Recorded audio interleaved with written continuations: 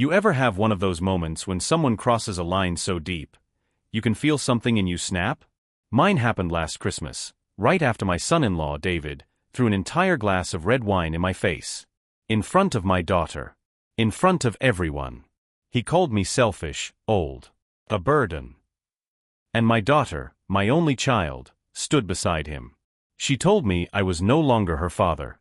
What they didn't know was that I had been recording everything. 4 months. And that this Christmas would be the one they'd never forget. If you've ever been disrespected by someone who thought they could walk all over you. If you've ever dreamed of serving justice, not with anger, but with calculated calm, then buckle up. Because this is the story of how I turned humiliation into revenge, and how my ungrateful family learned the true meaning of regret. Warm, nostalgic tone. Christmas used to be my favorite time of year. Ever since my wife passed, it was the one season that made my house feel alive again. Laughter, the smell of baked ham, the crackling fire. This year, my daughter Jennifer invited me to her house instead. She said, "Dad, let us host this time. You deserve a break." It sounded sweet. But there was a hesitation in her voice, that tiny tremor you catch if you've known someone their whole life. I brushed it off. Maybe she was just stressed from the holidays. But the second I stepped into that house, I knew something was off. David, her husband, greeted me with that fake politeness he does. The kind that's all teeth, no warmth. "Ah, the man of the hour," he said, arms wide. Come in, Dad. "Hope you don't mind. We gave your room to my parents. You'll be fine on the pull-out couch." I blinked. "My room." Jennifer looked away. "It's just for the weekend, Dad. They're older and older." I interrupted. "Your mother and I used to give them our bed when you were little. That's not age, that's respect." David's smile thinned. "Well, times change, don't they?" Dinner that night was tense. David's parents talked about their new investment property. Jennifer kept pouring herself more wine than she should. And David? He kept making these little jabs, subtle but sharp. "Must be nice, huh?" he said, when I complimented their house. "Not everyone gets to retire early. Some people actually work for what they have." I felt my jaw tighten. "I worked my entire life, David. You know that." He grinned. "Yeah, but paperwork isn't really work, is it? Not compared to building a business." Jennifer laughed, weakly. "David." I tried to change the subject, but he wasn't done. "See, David has always had a thing about money.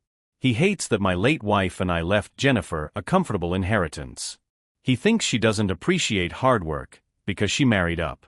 So every time I visit, it turns into this silent competition." And that night, when he opened his mouth again, I could feel it coming. Dessert had just been served when David leaned back in his chair and said, "So, I heard you're looking into a memory care facility, right?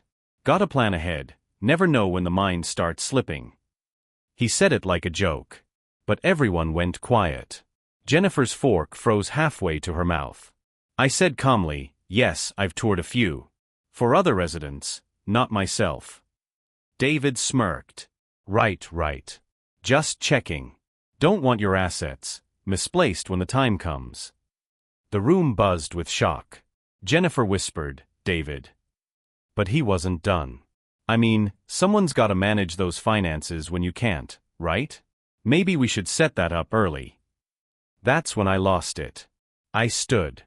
"That's enough." He shrugged, took a sip of his wine, and said something I'll never forget. "You're old, bitter, and in the way. Just sign the papers and let people who still have a future handle the rest." I saw red. Literally. Because the next second, his glass of Merlot hit me square in the face. The warmth. The shock. The gasps. Jennifer stood up, trembling. But instead of running to me, she said, "Dad, stop. You're making things worse." I wiped my face, speechless. "Me?" She looked at David, not me, and said, "I can't do this anymore. You've always controlled everything. Maybe it's time you step back." And that was it. The man who married my daughter had humiliated me in front of my family. And my own flesh and blood had chosen him. I left that night without another word. The next morning, I woke up in my quiet house, wine stains still on my jacket. I didn't cry. Didn't scream. I just sat in silence, and let the numbness settle in. Because under that silence was something colder. Sharper. See, David thought I was just a retired old man, harmless, out of touch. He didn't know I'd spent 30 years as a financial notary. And that before my wife died, we'd set up a very specific trust fund. He also didn't know that for the last few months, I'd been quietly recording my conversations with him and Jennifer. It started innocently. My notary Patricia had suggested it after I mentioned how David kept pushing me to move into assisted living.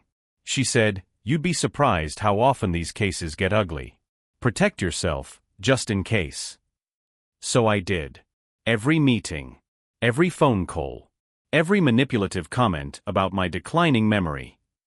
All of it saved. 3 days later, I visited Patricia's office. She raised an eyebrow as I walked in. "You look like a man with a story," she said. I played her one of the recordings, David on the phone, saying, "Once he's in the home, we'll have full Jennifer's access." fork clattered onto Jen her just plate. needs to play along. Her face went white. David shot up. "That's taken out of context." I raised a brow. "Really?" "Because I have the full conversation right here." I pressed play again, his laughter echoing through the speakers. "He's too proud to notice. By the time he's in assisted living, it'll all be ours." Jennifer covered her mouth. "David, you said that?" He stammered. I was joking." I smiled, calm, deliberate.